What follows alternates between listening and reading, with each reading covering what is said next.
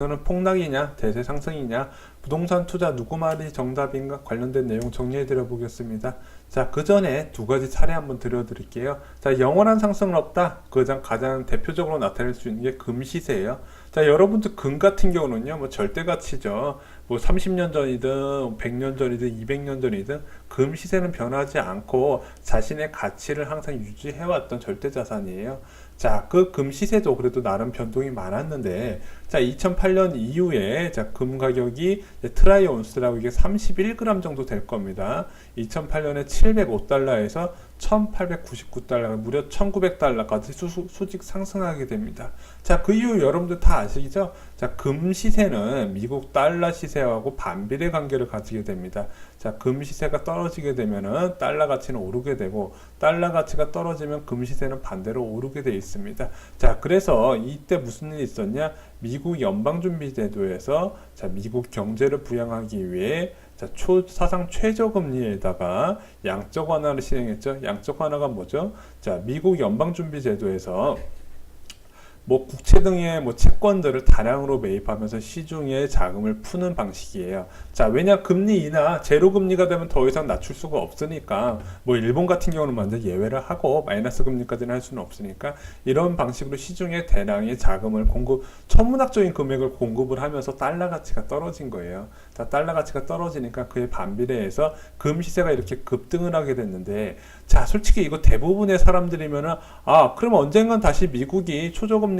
줄이고 정상금리로 올라가면은 금 시세도 떨어지겠구나 예상할 수 있는 부분이죠. 자, 그렇게 예상할 수 있었는 부분인데 24대 한국은행 총재 김중수 총재였어요. 지금 아마 한림대 총장으로 알고 있는데, 자, 이분이 2010년부터 2014년까지 한국은행을 맡아서 운영을 해 총재로 이제 연임을 하셨는데, 저는 개인적으로 이분의 금리 정책은 괜찮았어요. 왜냐하면 이제 그 정책 금리를 통해서 뭐 경기를 과도하게 부양하려는 생각 안 하고 이제 금융 안정성을 상당히 중시하셨던 분이었어요. 그래서 이분 별명이 동결중수라고 해서 계속 금리를 동결시켰어요. 언제까지? 2013년, 14년까지 계속 동결을 시켰어요. 이유가 뭐냐? 2.0 정도의 기준금리면 대한민국 금리로서는 상당히 낮은 편이다. 더 낮는 거는 이제 더 낮추면은 솔직히 이제 뭐 부동산 자산 거품이나 뭐 이런 거에 대한 다른 자산에 대한 실물 자산에 대한 거품이 끼를 우려가 있으니까 그 이상 낮추지를 않았거든요. 그 이후에 연임한 이제 이주일 한국은행 총재가 계속해서 낮췄던 거죠. 자, 근데 이분도 하나의 좀 약간 미스테이크, 약간 판단 착오가 있었어요. 뭐가 있었냐? 2011년 7월 언제입니까? 금값 제일 비쌌던 시기 중 한 곳이에요. 네, 금값 제일 비쌀 때 금을 25톤을 매입을 했어요. 자, 그때 YTN 기사를 보면 늦었지만 긍정적 해가지고 금이 제일 비쌀 때 25톤이나 매입했어요. 그래서 이 김중수 전 한국은행 총재 얘기 나올 때 꼭 이 금 상투 잡을 때 25톤이나 산 거에 대해서 요구는 항상 나와요. 물론 그때 이유는 여러 가지가 있었죠. 이제 뭐 한국은행이 어느 정도 금 보유량을 갖고 있었어요. 어느 정도 일정 규모의 금을 갖고 있었어야 되는데 자꾸 금값이 오르다니까 뒤늦게 이렇게 대규모 매입을 했는데 이거 매입하자마자 금값 떨어졌어요. 그래서 지금 아시다시피 고점 대비 한 3분의 2 수준으로 떨어졌는데 지금 미국에서 금리를 강하게 올리고 있죠. 그러다 보니까 장기적으로 보면 금값은 더 떨어질 거예요. 근데 이렇게 생각하시는 분도 있어요. 금 다 갖다 팔아야겠네요.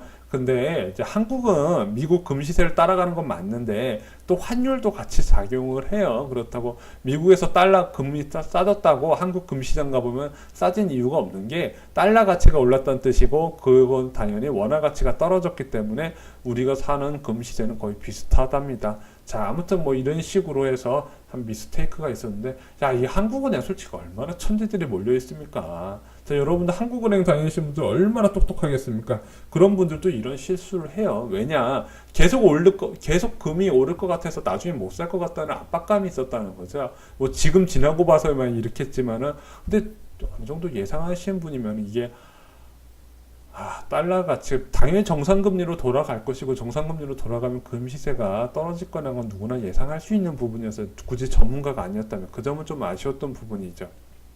자, 또 하나 하나 사유 볼게요. 자, 영원한 상승은 없다. 원유 시세예요. 자, 원유 우리 어릴 때 뭐라고 배웠어요? 앞으로 인류가 쓸 수 있는 원유는 한 50년 정도씩밖에 없다. 이거 교과서에 나와서 계속 봤거든요. 그래서 쓰면 쓸수록 원유는 줄어든다.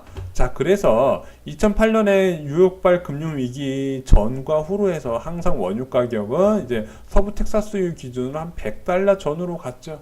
자, 이때 사우디 막 왕자들 막 사치는 러시아 힘 엄청 세고 막 그랬잖아요.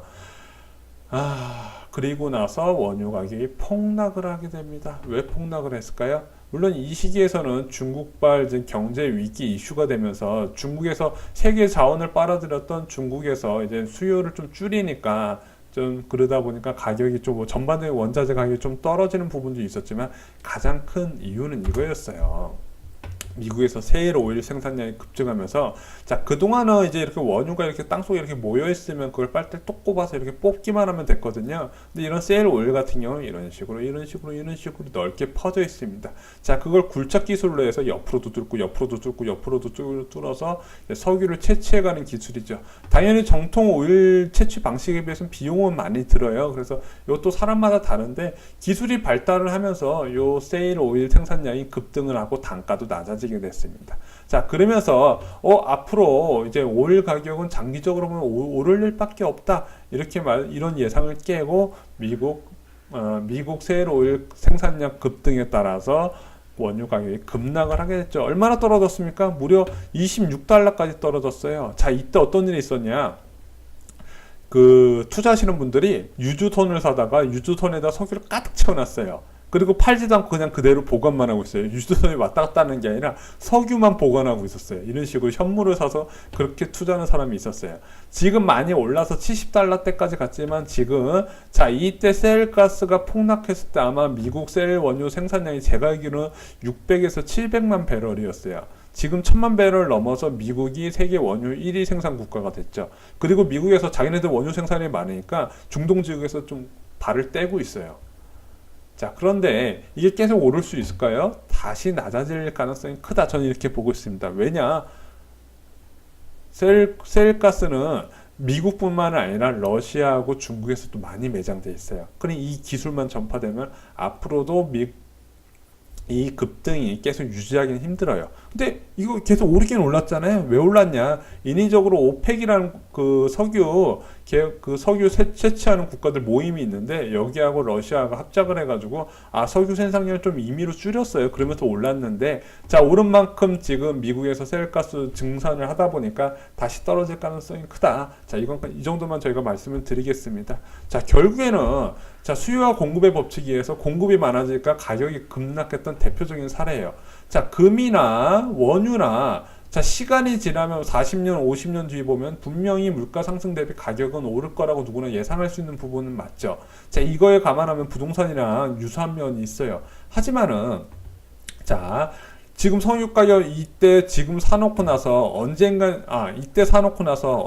뭐 200달러 뭐 1배럴당 $200 하는 날이 언젠가는 올 거예요. 그럼 그때까지 투자를 해놓으면 이게 잘된 투자냐? 아니라는 거죠. 이런 위험이 있으니까 회피해서 가면서 투자를 하는 게 부동산 이게 맞다는 거죠. 그게 바로 부동산 투자에서 제가 여러분들께 하고 싶은 말씀이에요. 자, 그럼 부동산 가격과 중요한 상관관계 뭐 있습니까? 금리죠. 자, 아까 달러하고 이제 금하고의 관계처럼 부동산은 저금리를 먹고 살아요. 저금리에서는 항상 이제 집값이 높게 유지된다. 왜냐? 저금리면은 당연히 채권이나 예금으로 갔던 돈들이 부동산이나 주식으로 들어가게 되는 건 당연한 사실이에요. 기본 원리예요. 자, 그럼 이 금리 앞으로 어떻게 될 것인가 예측하면 앞으로의 방향이 나온다는 거죠. 자, 가계부채가 이미 1450조고 지금 아마 1480조, 90조, 아무튼 2018년 중에 1500조를 돌파할 거예요.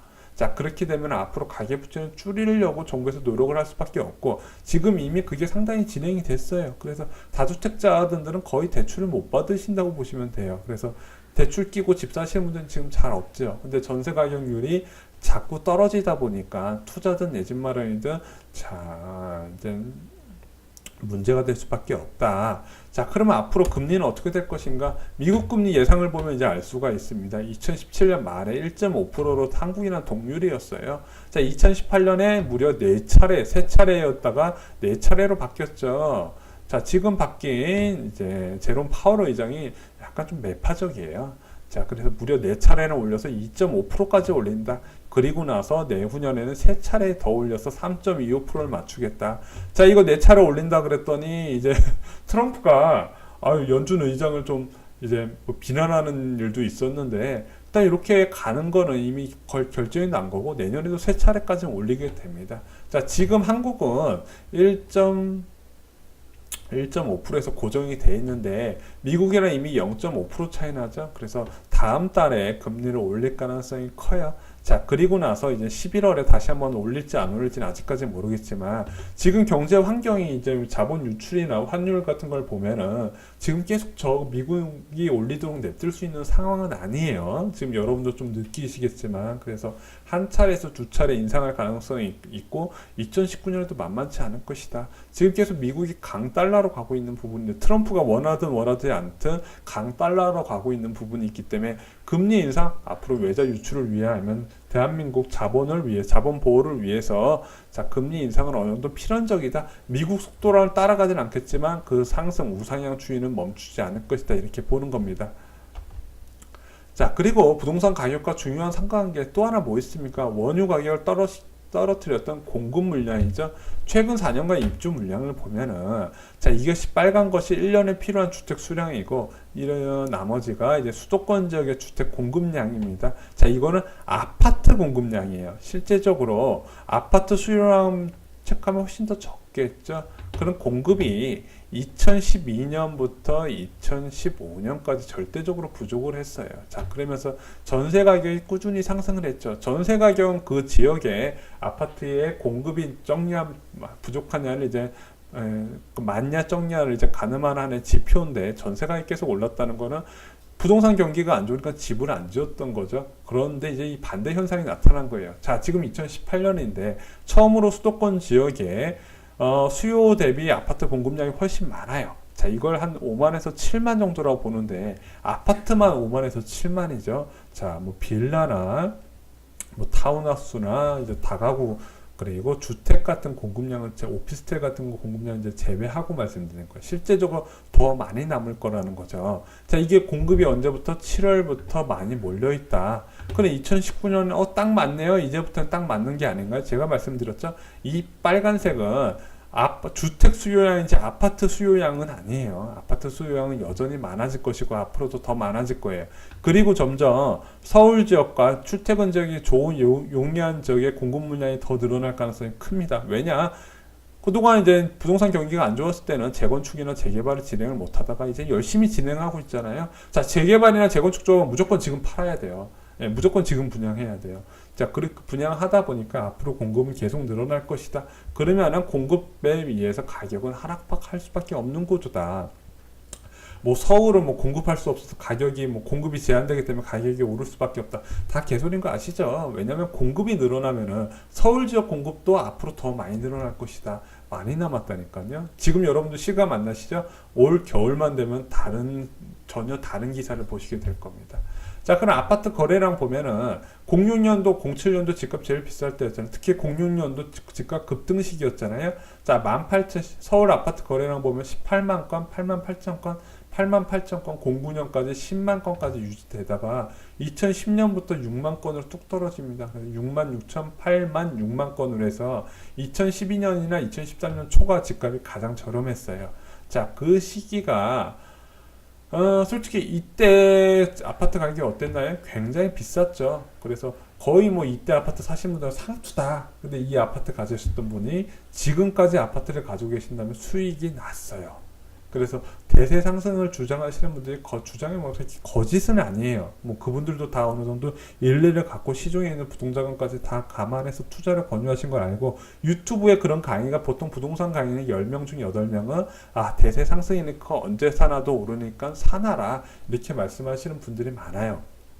자, 그런데 그게 위험한 얘기라고 저희가 말씀을 드렸죠. 자, 분당구 서현동 시범 한양 지금 잘 나가는 분당구 아파트 저희가 말씀을 드리면 2006년 11월에 시세가 7억 5천까지 올라갔습니다. 자, 그리고 나서 현재 시세 보면 8억 5천까지예요. 그래서 무려 1억 정도 차이가 나는데 이게 12년 정도에 1억 정도 차이가 나니까 그렇게 재미있지는 않죠. 오히려 이제 복비하고 뭐 재산세 내고 뭐 그런 관리 비용까지 감안을 하면은 뭐 실패한 투자죠. 뭐 내 집만 원이면 뭐 올라도 내 집이고 떨어져도 내 집이겠지만, 근데 중간에 어떤 과정이 있었는지 저희가 한번 쇼킹부동산 가족분에게 정리를 해드렸어요. 자, 2012년 6년 뒤에 무려 시세가 4억 6천까지 떨어집니다. 자, 보통 아파트 내 집만 원 하실 때 한 3억 정도 대출 끼잖아요. 이런 집값 급등 시기에 오히려 대출 규모가 더 커지는데, 자, 7억 5천짜리 아파트 3억 대출 끼고 꼈는데 내가 갚는 대출금만큼 가격이 하락을 했어요. 자, 이거 가정이 멀쩡히 살아있을 수 있겠습니까? 투자하신 분들 이거 자금이 어떻겠어요? 팔아야죠. 던져야죠. 이렇게 하락할 때까지 못 기다린다는 겁니다. 자, 지금 금시세, 지금 금시세 보면은 언젠간 오를 거니까 그때 산 투자를 잘했다고 할 수는 없듯이, 자, 지금 이렇게 가격이 급락하게 되면은 투자자든 소유자든 뭐 내 집만 원 투자든 내 집만 원 하시는 분이든, 이거 속이 아니라는 거죠. 이건 제대로 된 투자가 아니에요. 이때 사고 이때 팔아야 되는데 이때 사고 이때 팔았잖아요. 야, 네가 이거 오르고 내리고를 어떻게 하냐? 예상이 가능하다는 거죠. 수요와 공급 법칙하고 이제 금리와의 상관관계를 보면 어느 정도 예상은 가능해요. 자, 물론 발끝에서 머리끝에서 팔 수는 없겠지만, 발밑에서 사서 머리끝에서 팔 수는 없겠지만 무릎하고 어깨는 어느 정도 예상이 가능하다, 이렇게 말씀을 드렸습니다. 자, 뜨거운 손 현상이라고 한번 여러분들 아시죠? 이걸 보면은 농구 경기에서 어떤 선수가 이전에 던진 여러 개의 슛이 성공하면 관중들은 다음 슛이 역시 성공할 것이라고 철석같이 믿는다. 이거 심리학에서 나온 건데, 자, 아니죠. 다음 슛을 던지는 거는 성공 확률이 변하는 건 아니에요. 여전히 50대 50이라는 거죠. 자, 지금까지 서울 아파트 가격이 꾸준히 상승을 해왔어요. 그럼 앞으로도 서울 가격이 상승할 거다? 그건 아니라는 거죠. 50대 50이에요. 오를 수도 있고 떨어질 수도 있어요. 물론 과거에도 오르고 떨어지고는 반복을 했는데 상투에 산 사람들은 항상 손해를 봤다, 이렇게 보시면 됩니다. 자, 그래서 부동산은 무조건 대세 상승이나 폭락록을 외치는 건 아니라고 봐요. 그때 시세에 맞게 공부를 하시면서 들어가시는 게 부동산 시장이 맞겠다. 자, 물론 그동안에 2012년 이후에 폭락론만 믿고 얘기를 듣고 부동산을 안 매수하신 분들은 속이 쓰릴 수가 있어요. 자, 그걸로 끝이에요. 자, 그럼 앞으로도 대세 상승할 거다? 그건 50대 50이라는 거죠. 근데 여러 가지 조건을 보면은 오르는 것보다 떨어질 가능성이 더 크다. 이건 여러분들이 알고 계셔야 된다는 거죠. 자, 추천, 구독, 공유가 여러분들 아파트 가격을 더 싸게 합니다. 주변 분들한테